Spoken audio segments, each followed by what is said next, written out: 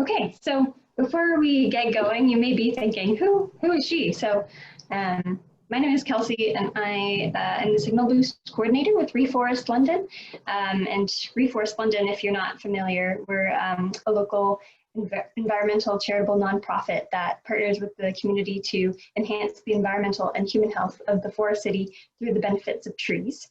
So we're very well known for planting trees and giving away trees, but what's less well known is the fact that we're also the founders of the new Westminster Pond Centre for Environment and Sustainability.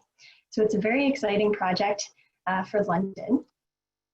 And so very soon it will become a community hub with services and programming that promote environmental excellence, sustainability, health, and well-being across our region. So the Signal Boost Initiative is a program of the Westminster Pond Centre. It allows us to dramatically increase the number of public and volunteer educational opportunities that are available in London. So the ultimate goal is to partner with lots of groups like Reimagine Co. and have events at the center. So eventually they will be located there, but in the meantime, with the COVID shutdown, we've been able to have a really big series of webinars, which has its upsides and downsides, but one of those upsides is we're able to reach a lot of people and people from far beyond London as well, which is exciting. So I just want to mention this whole series of talks is made possible through the support of the Ontario Trillium Foundation. And I also want to mention this event is the first webinar that's also part of another program called My Wild Green Home.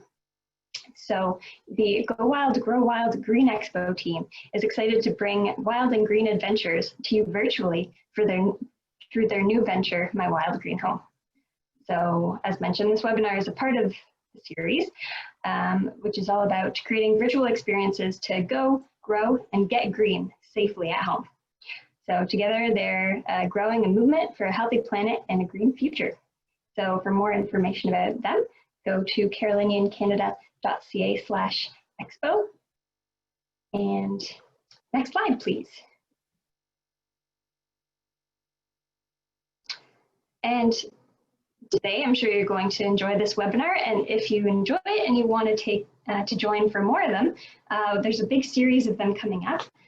Everything from this Saturday, there's one all about permaculture, so growing plants that really don't require a lot of work and also produce food. And then we're showing you all about how to create a pollinator garden. There's also a composting 101 and a biking to work 101. So through the series, you can just totally green your life. I'll also just mention, so if you go to reforestlondon.ca, that's where you'll see all of these events at that website. There's also a series called Seeds to Forest Homeschool Edition, where there's lots of activities for kids to do at home. So if you're feeling cooped up and you want to give the kids something to do, check that out. And if you ever have any questions about that, email me, Kelsey, at signalboost@reforestlondon.ca. So that's it for me. I believe we're going to do a couple of polls. But first, yeah, I'll pass it to Heenal. Thank you. Thank you very much, Kelsey. And thank you, everybody, for coming tonight. This is the first time that we're doing an online Zero Waste 101 workshop. My name is Heenal Rajani. I am co-founder of Reimagine Co., which is where I am right now. It's a zero waste space in downtown London. And like I said, we've done maybe like 40 of these workshops in person. The first time we're doing it on Zoom. So thanks for bearing with us through any kind of technical challenges. We're going to do our best. It's also a limited time format. It's 1 hour or a bit less now that we have. And normally we do it as a 2-hour workshop. So I'm going to go fast at times. We won't be able to get through everything. Please ask your questions in the chat box. I really appreciate everyone turning those of you who have turned their video on. It's great to see people's faces. Obviously, if you can't, that's totally fine. But do add your questions in the chat box. We'll try and cover them throughout the course of the presentation. I was curious if who of you may have heard of Reimagine before. So I don't know if it's going to let me. Okay, good mix. Good mix. Great. Amazing. Thanks very much for everyone. Okay, that's the last of that. Just wanted to get a sense of who is in the room. So we used to call this workshop Zero Waste 101. We used to call this how to, or the tagline used to be, how to live plastic free. And we realized, well, look, it's not about, zero waste isn't about being completely plastic free. It's not about, plastic's not the enemy. It's our relationship with plastic that is the problem. And so rather than think about how to live plastic free or to go to these extreme things, just how can we each do better? And there's this quote that says, you know, what the world needs is not a handful of people doing zero waste perfectly, but millions of people doing zero waste imperfectly. So what can you do where you are is kind of the where we're going with this. And you know, like I said, we're going to be quite big picture today, and be interested to see what else you would like to know and learn. But do let us know in the chat. So some quick stats first. Did you know that 40% of all plastic is created for packaging? So it's not even for useful things. I mean, plastic has lots of great qualities that make it very suitable for lots of applications. It's wonderful, but what doesn't work is when we throw it away into big piles. We think it's recycled, but then it doesn't actually get recycled. And certainly we use it for packaging, which we use for a few seconds and don't even need in the first place. And we think about, you know, there is an awareness of plastic now and plastic pollution and what it does for the oceans, what it does to us, and all the resource implications of it. How you know, there is that awareness that's growing. The zero waste movement is growing. However, globally, plastic production is increasing, and not just a little bit, but plastic production is forecast to increase 40% in the next 10 years. And, you know, we think plastic gets recycled. We put it in the blue bin. Over 90% of plastic has never been recycled. And this is one statistic that actually really hit home for me. I'm a newcomer to Canada. You must have guessed from my accent, I'm not from here. I arrived here 3 years ago. And when I heard this statistic, that Canadians generate 780 kilos of garbage per person per year, more than any other country in the world, including the United States. That was what, for me, was like turning point for me, that stat of, we've got to do something about this as a family. We started to try and live a zero waste lifestyle when we kind of, this was kind of the straw that broke the camel's back, if you like. So what is zero waste? You know, what is zero? What do you think of when you think of zero waste? And feel free to answer in the chat as we go along. But you know, I always say that zero waste doesn't mean zero. You know, living completely zero waste with a mason jar full of garbage in a year, which some people do, is not realistic. It's not possible for most people. That's not the reality if you have most kinds of modern lifestyles. The world is simply not set up for that. So when we talk about zero waste, we're not talking about absolutely zero garbage. We're talking about how can we move towards zero? How can we bring consciousness and awareness to everything that we consume? So it's not about, you know, it's okay to, if something that you need and you have to use it, then it's not a waste. And you know, I think you know, COVID times now, you know, helps us to reassess our relationship with waste as well. You know, I know that some people, myself included, have been buying a lot more packaged things during COVID, just because of the reality of trying to juggle 4 kids and work and everything else, and not being able to leave our house, and so things like that. So there's necessities, and so that's not bad. Medical things, hygiene things. There are reasons for single-use things, but there are lots of reasons in life where you don't need to use something, or you don't need to use something single-use. And it's just thinking of that. What is it? What are those items for you? What are those aspects of your life where you can do better? That's what we're trying to encourage here. So while we can't, you know, while literally producing no waste is not possible, we each can do something. And I think what it's about as well is together anything is possible. There's a tipping point that will come. There's a movement that is happening, and we're seeing more zero waste shops, more zero waste options in regular stores, more bulk places. We're seeing, you know, so those things are shifting, and the more people start doing small things, then that's how things will shift. You know, and at the same time, we don't have a lot of time. We don't have a lot of time to wait. You know, we are living in a global climate emergency. You know, this is an urgent situation, absolute crisis that our generation is in our generations that are on this planet today we're facing. And so, you know, while over time we can think that there will be change, I think change needs to happen really, really fast, and it's probably not going to happen in incremental ways. It has to happen in big, massive ways. And I think shifting our whole relationship with how we consume is one aspect of that. And I really see the waste crisis and the climate crisis as very interlinked. It's that overconsumption that creates plastics and single-use items. All those things have to be produced. That are produced in factories that are pumping pollutants into the atmosphere, carbon into the atmosphere. Those things have to be transported. So it's all very much linked, the overconsumption and what we're doing to our planet, to our environment, to species that are going extinct, and to humans that are dying needlessly.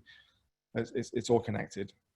And so we need to shift. We need to live in harmony with nature. We need to create a more sustainable society for future generations. And through our daily actions, we can influence that. Really, we can't really talk about climate justice or environmental justice without talking about social justice. We think about just from the perspective of trash. Where does our garbage go? It goes. Where are the recycling plants? Where are the landfills that these things are going? A lot of things were being for many years shipped to China. Now they're being shipped to the Philippines or to Indonesia, other places that are now accepting garbage. The global south, developing countries are the ones who get this garbage. Rising sea levels that we see as a result of climate change are affecting poorer countries who can't afford to build adequate sea defenses, or even within countries, poorer neighborhoods within countries you see in New Orleans in the United States. And then, it's all connected. We see with air pollution and the connection with COVID deaths. I don't know if you saw, there's an article that just came out that we have that non-whites in the States have 1.3 times higher air pollution burden than white people, and 1.54 times higher for Black residents. And so these factors of pollution are racial issues as well, and pollution that happens in inner cities, in deprived areas, that's highly correlated with excess COVID deaths because of lung damage. So all these things are connected. And so we say, injustice anywhere. This is a great quote from Martin Luther King. If there's climate injustice, it's the same systems. We know about there's a climate emergency. We know that the situation we're in is absolutely urgent. We know we can't afford to keep using single-use items. Why do we? Why does this keep happening? It's because there are people in power and people who are selling us things are not incentivized to make those changes. The people who control masses of wealth and masses of society and not motivated. And so that's the same, and that's exactly the same issue, which is why we have still such divisions, and sometimes increasing divisions along racial lines, because that division suits certain people and who can benefit from that social injustice. So we really, this is a great slide from this awesome Instagram account, Green Girl Leah, about intersectional environmentalism, where we talk about, we can't just talk about protecting the planet in isolation. You've got to think about the people who are affected by this, and it's disproportionately the global south and lower income people who are affected by environmental shifts. And so intersectional environmentalism is also saying when we think of the famous environmentalists, they're mostly white folks. So what about Black, Indigenous, and people of color environmentalists? What about their voices? How do we amplify those?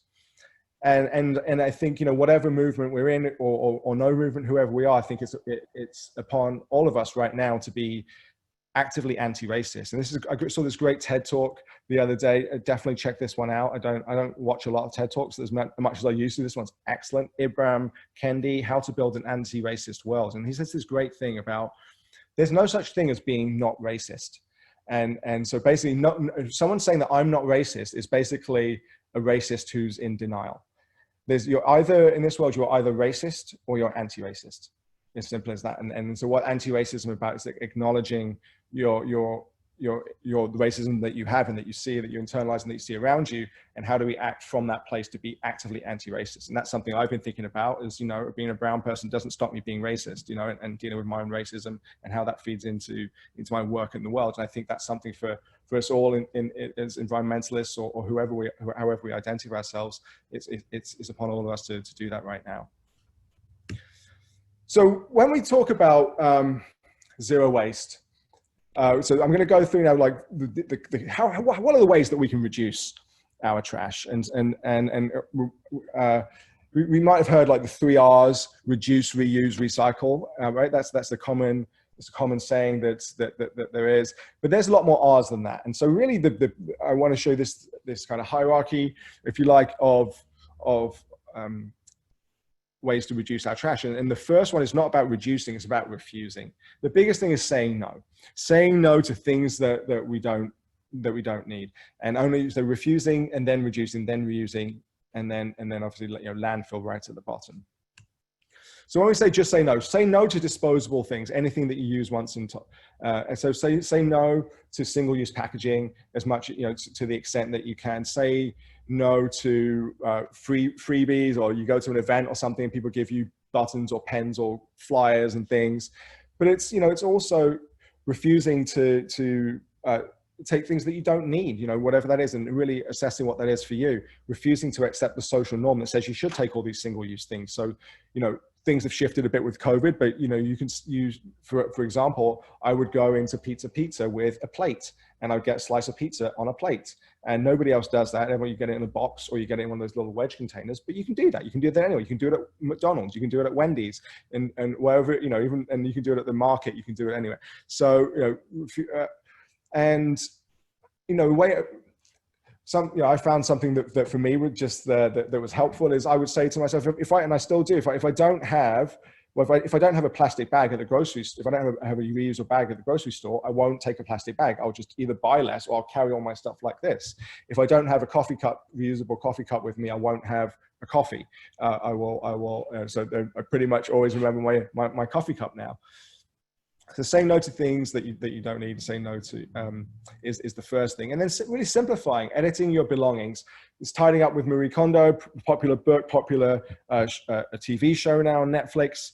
And she really encourages people to focus on things that give you joy. And we may, our way of looking at what we need and what we don't need may be more prosaic than that, but really think about what you really need and what you don't. And have an exercise. COVID is a great time. I know a lot of people are doing this. It's using it as an opportunity to edit their belongings, to throw stuff out, give stuff to neighbors or to family members, or to recycle it, repurpose it. It's a great time for that, and it feels good. I don't know anybody who's ever started giving away things or getting rid of things that hasn't loved it. And then the beautiful thing about it is, once you have less stuff, you're less likely to buy more stuff, because how good it feels to have less stuff, and how hard it's going to be to then build that all up and have to go through that process again. So it's like gravity. The more stuff you have, the more stuff you attract. So simplifying and doing with less is a great start with wasting less. Often when you think of zero waste, maybe think of bringing your own to places. You have durable, so bringing your reusable cups or utensils or straws, reusable bags, water bottles. That's a big part of it. And it's not easy to do this, to remember all the time, because life is not set up that way. We're out, maybe we have a car, maybe we don't. And even if we do, we don't remember to always have these containers and utensils and everything with us. So make it easy for yourself. I would definitely, and give yourself a break if you forget. So what I mean by that is, have a kit that you keep, a bag of your reusable items that you keep by the door and you can take with you, or you keep it in the trunk of your car. Or if at work, you can have these things by your desk, so you keep them at work so you can take them when you go out for lunch. And so set yourself up for success. And if you forget, it's okay.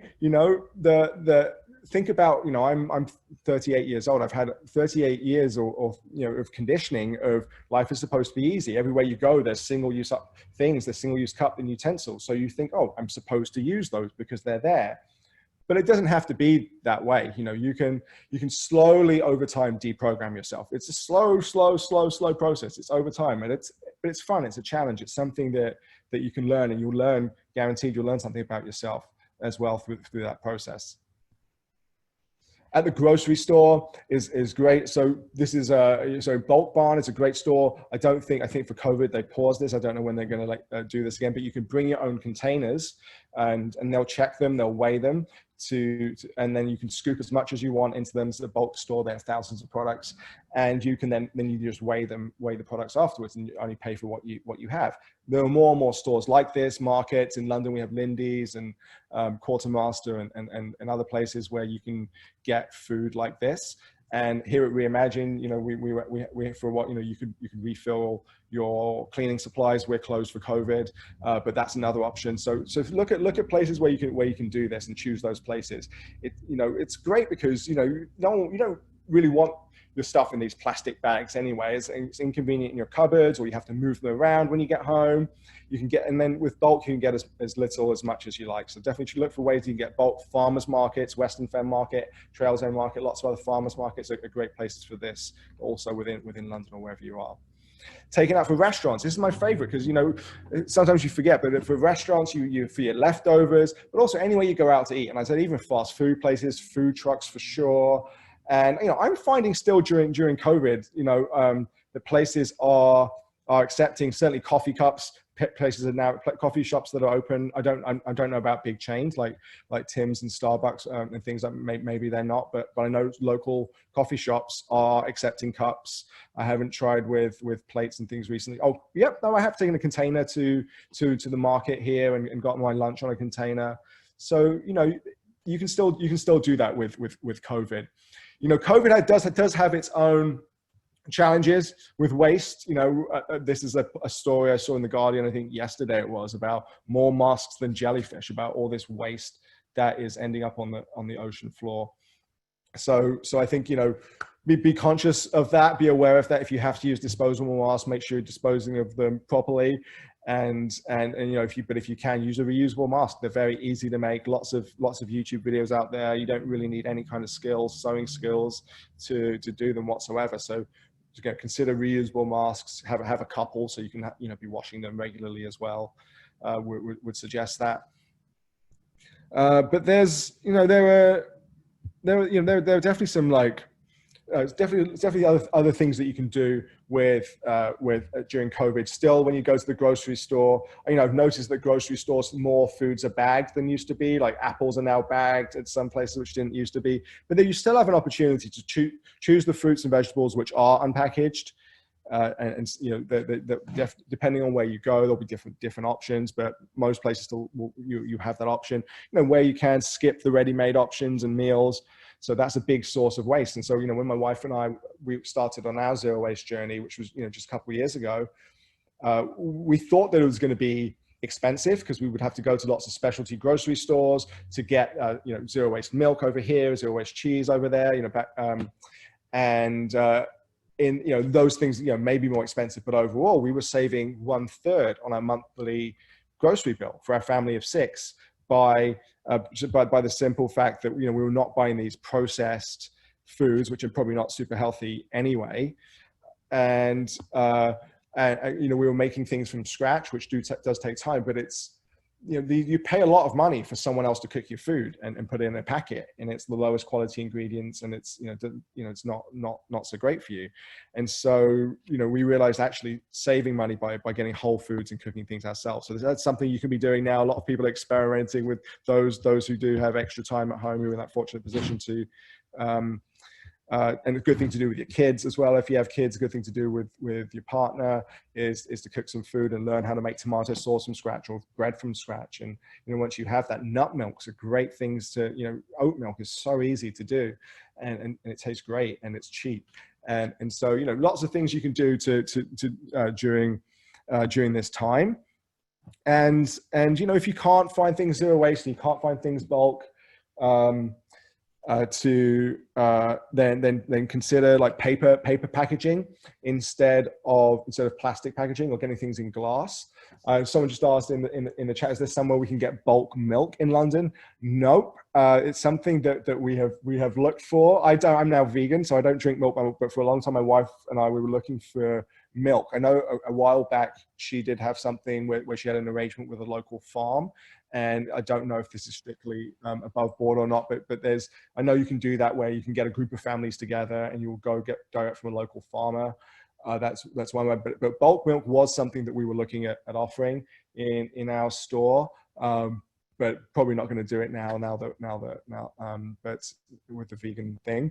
But yeah, I don't know. Sorry. But what we did do is get the milk in glass containers rather than plastic. So that's the thing. So there's Harmony milk, which you can get at Covent Garden Market. You can get it at Lindy's. You can get it through On the Move Organics. So that we still get it in our household because our kids drink milk. So the Harmony milk or Farm Boy, it's a little bit cheaper, but it's organic and it's good. You know, it's milk that they have milk in glass containers. You pay a $2 deposit on the glass bottles, so you can take them back. Yeah. Any other questions like that? If you want to know where you get specific things, I can try and answer also. And finally, if you do have to buy things in plastic bags, then at least do something, try and find something useful to do with the plastic bags afterwards, reusing them or creating art or doing something worthwhile with them. You know, I'm finding a lot of people, you know, check out, if you don't already know, there's great food delivery services in London, On the Move Organics, there's Food Fund, there's Produce Boys. If I've missed any, let me know. Those are the ones I'm aware of. They do food delivery to your house, great quality. Those are an option. And I'm finding now, for a while, grocery stores wouldn't take your reusable bags. They're all taking reusable bags now, and containers more and more. So things are shifting on that. And it's just that, you know, COVID's also a great time to meet your community as well, and get to connect with community. I'm finding that, and I will talk a little bit more about that. That really what we need to make big steps in the direction of being zero waste is support from community, because it's not easy to do this by ourselves as an individual or a couple or a family or even we need community to support us, because the world around us is not set up for things to be zero waste. It's not set up for reuse. It's not set up for sustainability. It's set up for waste. It is set up for waste. I just read this book this weekend. It's called Grocery Story. Excellent book. It's all about the groceries. It's been a long time since I just read a book cover to cover in a weekend, and it's all about the massive waste that's in how the food industry is like as overproduction, and like half of all food gets wasted, and that's like not an accident. It's by design, you know, that the food is getting wasted, because there are people who food giants who profit from that waste, and farmers don't get a raw deal. Consumers get a raw deal. Our food quality is going down. You know, the way that, you know, our food system is really messed up. So you know, I think more that we can connect with community and start, you know, developing local solutions to this. You know, one aspect we can do this is composting, actually. So if you don't compost, there's, you know, lots of people don't, you know, you should start. I should say, if you have start composting, please. That's one amazing thing we can do in the city of London here.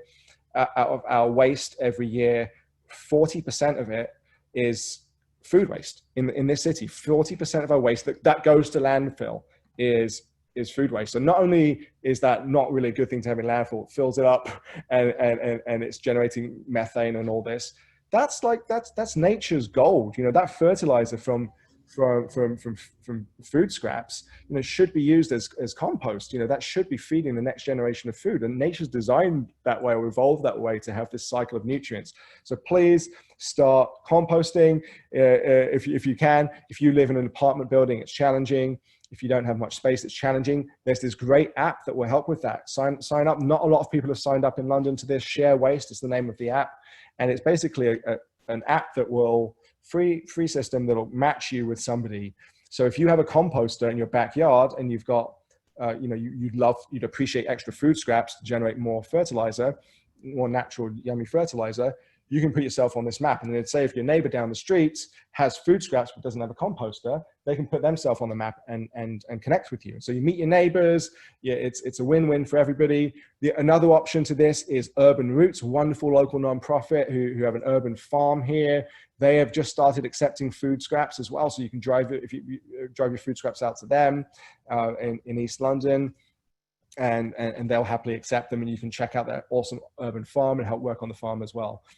But, you know, before we get to composting, really reducing food waste is absolutely key. Also, and that's something we can all learn about. That's something we're going to be doing some education about later this year into next year. Is how to use food well, how to store things properly, how to use all parts of of the vegetables and the fruits, and get the most out most out of your food.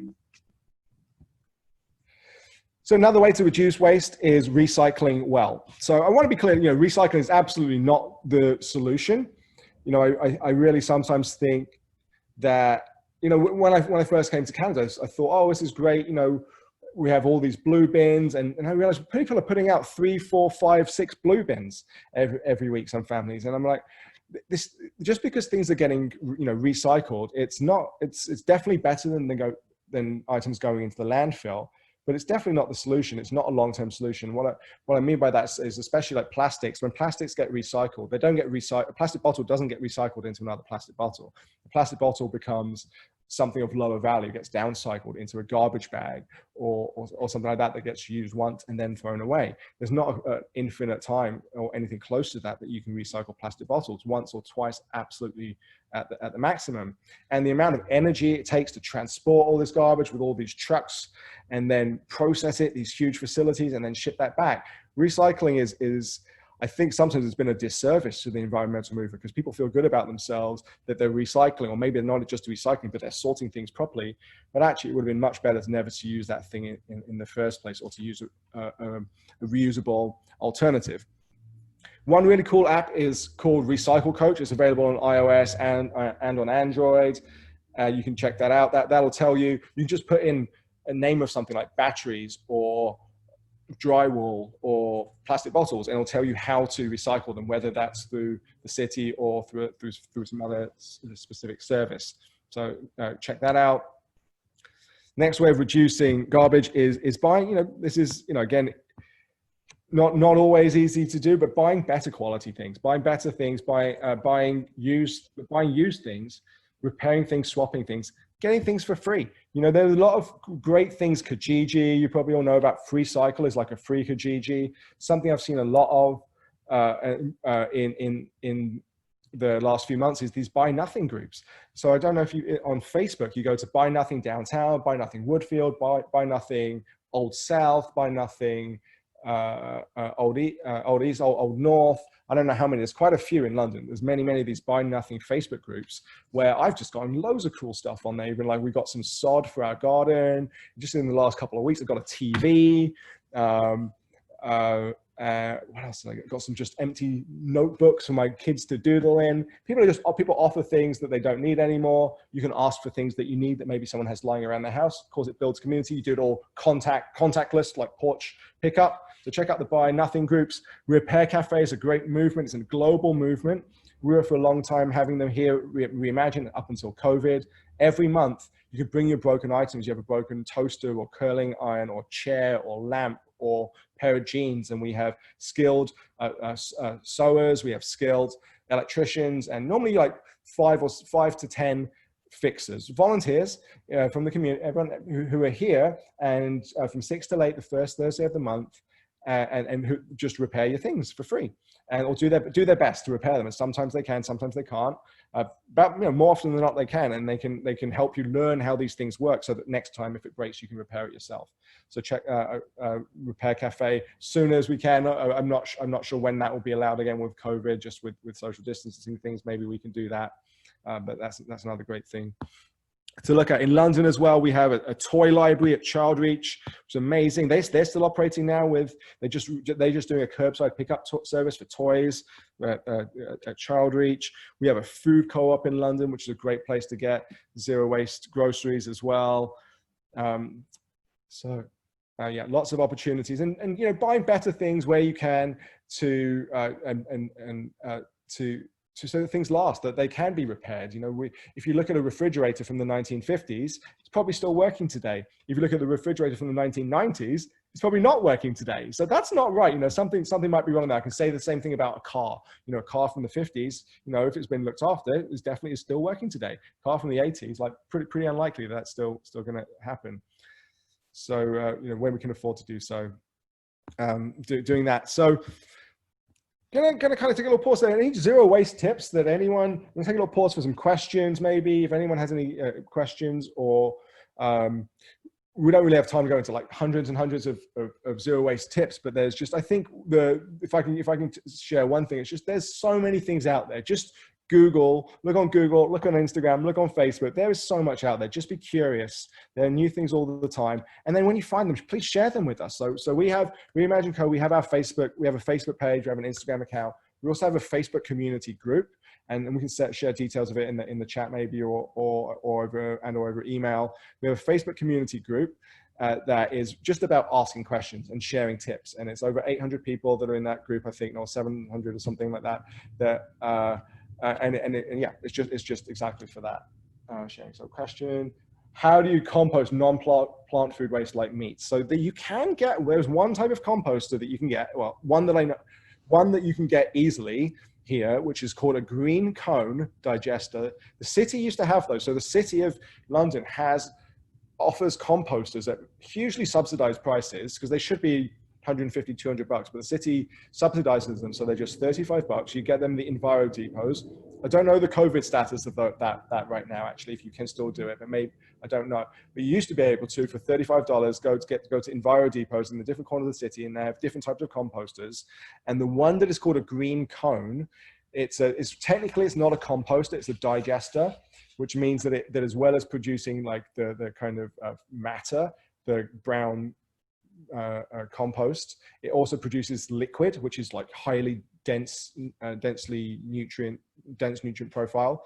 And that stuff, you can put meat, bones, yeah, pretty much anything in there, even fats in moderation. You can put fats in there, I think. So yeah, the green cone. Any other questions?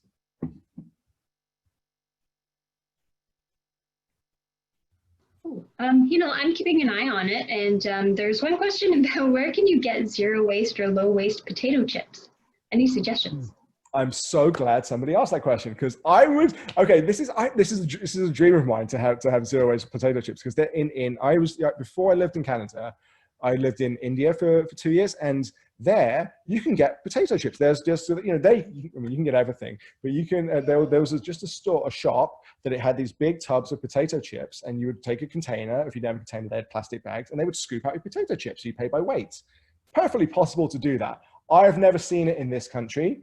I'm glad that someone asked, because that's one of the things I would really love to have at our new store. So I'll talk a bit more about it later, but Reimagine is moving to a new location. So we have a space and moving there later this year. Terrible timing with COVID, perhaps, to be doing this, but it is what it is. We're moving in 206 Piccadilly, so it's still downtown.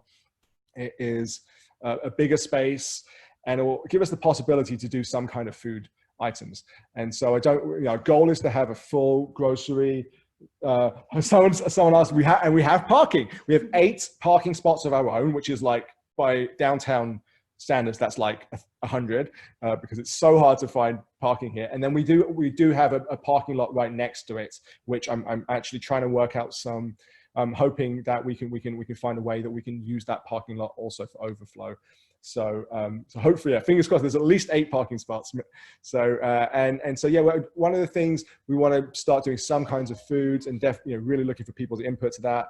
And I would love to be able to do potato chips. So I love potato chips, but I hate that packaging.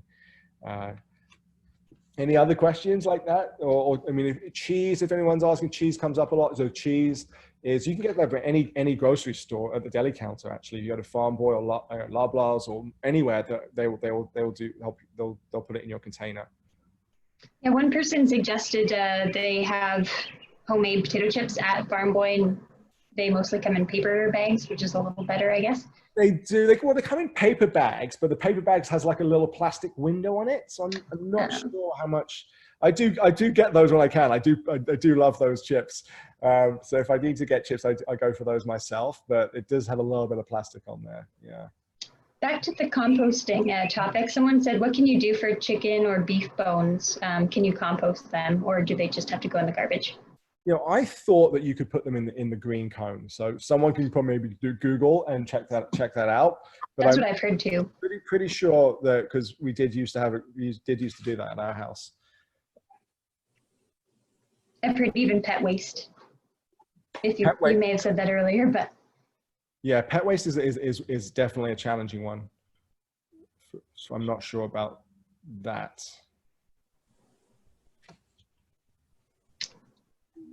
Anything else? Oh, someone's asking, what are other groceries? Do you have a plan to bring some unpacked groceries like carrots? Yeah, we're definitely thinking of, someone asked where on Piccadilly our space. Oh, I should have a map up. So it's just west of Richmond. It's currently Movement Strength. It's a fitness studio. It's next to the Cal Tire.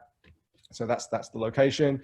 Yeah, the idea, we'd like to do, we'd like it to be a one-stop grocery shop so you can get all your produce. And, we're inspired. We went in February, March of 2018. My wife and I went on a road trip to Ottawa and then to Montreal. And in Ottawa, they have a zero-waste grocery store. We have in Montreal, they have 4 or 5 of these zero-waste grocery stores. And they're not big places. They're like 1,000 square feet or 1,500 square feet where you can have all your groceries because it takes up less space with packaging, with less packaging. So we're definitely, our goal is to be able to have a full, all your groceries, but we're not exactly sure just what we'll be able to start with. Just we probably can't do it all at once. They do compost bones. They do compost bones. Green cones are compostable. Cool. Thanks for the confirmation. So keep the question coming in the chat. I'm going to keep moving on because we've got 13 minutes. So some challenges with zero waste. And again, so just be interested to hear. This is very much a zero waste 101 and introduction.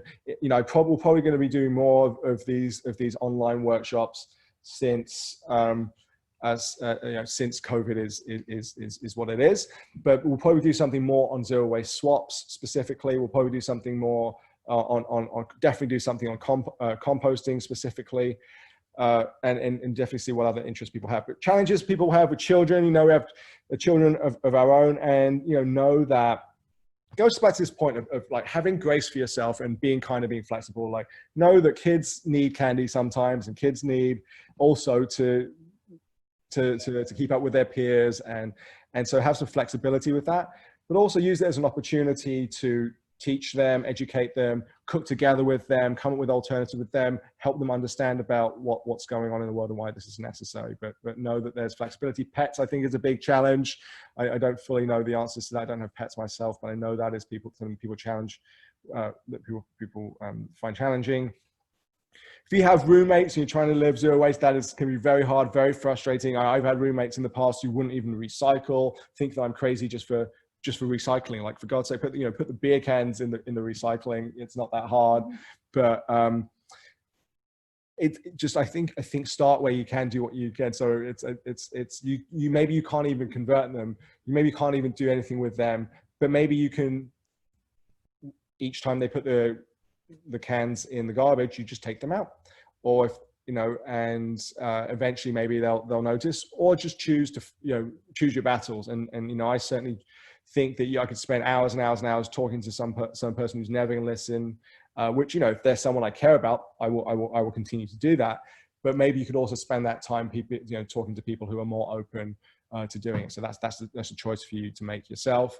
People think that living zero waste is going to be difficult, or expensive. It doesn't have to be that expensive, and a lot of it is, like I said, it's about saying no to things. It's about refusing things. So that saves money. It's about when you buy whole foods rather than pre-packaged, pre-processed, pre-cooked foods, you're going to save money. And you don't need any fancy items. We do sell things in our store. I'm going to give you a brief tour of the store in a minute, but we don't need any of those things in order to lead a zero waste lifestyle. You don't need a reusable straw. You can just find an old straw and use it 100 times. And you don't need any kinds of containers. You can use old yogurt pots or whatever it may be. You can use napkins. You can use cutlery that you already have. There's lots of, you don't need anything special to lead a zero waste or low waste lifestyle. Parties and holidays have their own challenges with gifts, giving gifts to people, decorations, leftovers. And so that, again, there's different things. And as we get more into holiday season, we'll talk more about those things also. But it's just about thinking ahead and planning ahead. There's lots of resources out there. You can just put into Google like zero waste parties, zero waste holidays, zero waste with kids, zero waste with roommates. There's so much out there. And so rather than just try and tell you all the information that's there, just know that it's out there. And it's really about a journey that you want to be on, and choosing to do a bit better, and doing what you can where you can, one step at a time. And sometimes you may feel it's a drop in the ocean. Why should I bother? What's the point? I say, it is a drop in the ocean, and it's just the right. For me, it's just the right thing to do anyway. It just feels like the right thing to do. And we only have one Earth. There's no planet B, and it's fun. It's fun. It's a fun thing. It feels good to do this. It feels good to do things more consciously and with more awareness, with more thoughts. So the other, said this a little bit already, but the biggest thing to reducing waste is supporting community. Get to know your community, your local area, your neighbors, and walking places, biking, busing, and together we can be the change. And that's what we're trying to do with our new space. Our current space, here's a photo of it, but I'll show you the real thing in a minute, where we have contactless curbside pickup at the moment and free delivery for orders over $25. And I guess I can show you some of these kind of zero waste swaps that you can do. Very quick tour around the store. Okay, so maybe we'll start over here with some reusable bamboo utensils, water bottles. Hopefully you already have water bottles, and silicone bake cups, and normally have bake mats out. And beeswax wraps are amazing. I don't have any out on demo at the moment, but they do everything saran wrap can do, except you can use them thousands of times. Coffee socks are like anything that you use a paper coffee filter for, you can use one of these filters for, and reuse it again and again. Menstrual products, and one of the few products in the store I have not tried, I must say. Can't attest to those personally. The cloth diapers we do use with our babies as well. They're awesome, and handkerchiefs and containers and bags, and even lip balms you can get in compostable tubes, reusable straws, and gross produce bags. I love produce bags. I started just you'll get looks. I still now, even through COVID, I've never had an issue with using them for apples and onions and potatoes and things in the grocery store. And you often get looks. And now I think even like some grocery stores are starting to sell them as well. So it's becoming a thing. And lunch containers and reusable Ziploc bags. So every aspect of these are just things that products that you can replace single-use reusable products that replace single-use products. We have over here, this is our refillery, which we moved around a bit as now we're doing so many deliveries, but you can see we have soaps and shampoos and laundry soap and cleaning products that not under normal circumstances you can come in and refill by yourself. But right now with COVID, we're not doing refills. What we'll do instead is we'll put things in reusable, in repurposed containers, and then we can deliver them, or you can have or curbside pickup. And we don't have plans to reopen yet, but who knows what the future will hold. So just some ideas to do away swaps. Again, if you Google it, you'll find there's so many things. It doesn't have to be things that you buy. It can be things that there's so many things that you can make. It's just about being creative and being thoughtful. And look at your own. How do you use? What do you use? What are things that are a big issue in your life? So any more questions at this point? I'm going to only have a few more minutes. Oh, someone did ask, how can we make sure the recycling is going to the proper depots and not into the garbage dump? I don't think we can. Sorry, whoever asked that question. That I think that's I don't know if we can. That's why I think recycling is not great for that reason. You don't really know where it's going. I think, sorry. Next question. Tofu, is that the question? Yeah, it's like, so we were talking about like tofu. Yeah, so someone else is the tofu is not. I don't know any tofu that's not in plastic. So this is one of the top products I want to have in our new store is tofu as well, and nut melts and things like that. I haven't seen. Someone's asking about Tetra Pak. Yeah, Tetra Paks are terrible. Tetra Paks are not recyclable. They're made of paper, plastic, and and foil. You can get some specialized services that'll recycle them, such as TerraCycle. I don't know if anywhere in London. There might be somewhere in London, but I don't know if anywhere in London that accepts them. We looked into doing it ourselves, but it's so expensive. And yeah, that's one of those terrible things. Yeah, so actually probably plastic bottles in some ways are better than Tetra Paks. And do you think work of individuals is as important as getting big corporations to stop handing out some? Sometimes I wonder if we need to advocate more for large companies to change. How could we involve schools and communities to be more environmentally sustainable? And someone has a question about Safety Razor. Yeah, I would say for Safety Razor, there's lots of YouTube videos. I did use a Safety Razor, check them out. There were some good ones. I had to watch 3 or 4 till I found, and between them I found a good way to use it, but everybody's different. Everybody's skin's different. Someone asked about advocating for big companies to change. Yes, I think there's a role for everything. I think you got to go where you're drawn to. I've seen so many advocacy campaigns get co-opted, and big companies do it in a bad way, I think we can advocate at all levels, not just big companies, but you can advocate at the municipal level, provincial level, and your government level, federally as well. I choose to do is to really just try and create alternatives. To say that it's almost like, rather than trying to get the big companies to change, because they will, once they see that the zero waste movement is growing, which it is, they're going to realize at some point that it's in their financial interest to change, and because that's what people want. So it's going to happen. What I'm more concerned with is, like, how do we create alternatives? How can we do things better? And how do we do community-based solutions? And, because big companies could become zero waste, but they're still, pillaging the environment. They're still making, low quality food if you look at nutritional profiles and so on. So I'm not always super trusting in what big companies can do to affect change. I'm going to go through the last few slides real quick. So, some other things we do in the community, we do workshops like this one, other things. We do go to schools and universities, try and involve them. It's, again, something we'd like to do more of. It's just a capacity question.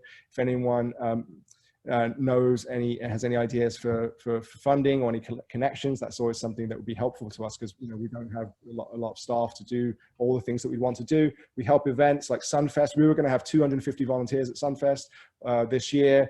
Sunfest is not happening, helping to sort waste and educate people about composting and waste. We also have a campaign called Plastic Free London, which is all about working with local businesses that they can certify that they are trying to go plastic free. Talked a little bit about our new space. That's 206 Piccadilly. Already kind of talked about that. Reach out if you have more questions. Also, for our zero waste store, we will be sending out, as a thank you for attending today, a coupon code to all of you for a discount on our store. So thanks very much for coming. And in terms of next steps, or whether you're getting started or moving forwards with this, I would say just pick one thing. Don't try and change everything. There's a lot that falls under the banner of zero waste. Just pick one thing. Pick one thing that you can do, however small. Don't try and do it all at once, whether it's your plastic bottle, your coffee cup, or your utensils, or your compost, whatever it may be. Find a buddy, ideally somebody not in your own house, a neighbor or a friend that you can kind of check in with each other. Make it fun, make a game, make a challenge, bet each other $5 or someone's going to cook someone dinner if whoever creates the most garbage that month, or so make it fun. Make it fun. I've seen people do that in businesses, in workplaces, where you get minus a point every time you bring a lunch from home rather than going out for lunch, and then at the end of the month they get a prize. If that's something you're interested in, chat with us. Reach out as well, and we can help you design that and maybe give a prize for it as well. And connect with the community, whatever that makes, whatever that means to you. And that's the solution. We can do so much more together than we can apart. So just to be curious, if as a result of what you've learned today, is there what is one change that you would make? And if maybe if you can put that into the chat box, what's one change that you'll make out of anything that you've learned or been inspired with today? Thanks everybody for all these in the chat window. as well. Was there any other question? I'm going to give it like it's, or we are at time now. This final slide does have our contact details on. Please do connect with us on social media. Our website is there. My email is there. If anybody wants to reach out personally, I'd love to hear from anybody. We'll stay on for another just couple minutes. Oh, so I'll ask to repeat the question. What is one change that you will make? What's one change as a result of what you've learned today? What's one change that you will make in your life? Fantastic. Well, thanks everyone for coming today. For those of you, if we want to, I'm going to stop sharing my screen now. And we can kind of see everybody's faces, and we're going to do a little group shot. If you don't want to be in the, I guess it's mostly black squares. But if you don't want your face on there, turn your video off now. Otherwise, we'll just do a little smile group shot just to see everybody. Thanks everybody. And if you want to turn your microphone on now, just to say, we're just going to say goodbye to everybody. And thanks again for coming today. Thanks so much to Kelsey and everybody else who was involved in facilitating this event, making it possible. Wonderful to see so many people. Hope to see you on social media, and we'll be sharing more details of the workshops that we might be doing. Thank you. Thank you So much. Looking forward to that. Thanks. Okay, thanks everyone. Yeah, thank you so much, Heenal, too. Yeah, I know Thank you've done you. this talk many times, but never online, and it can be different and stressful. So I really appreciate you taking the time to prepare and update and do all these things to put it on. So thank you so much. Thank you. Thanks, Kelsey.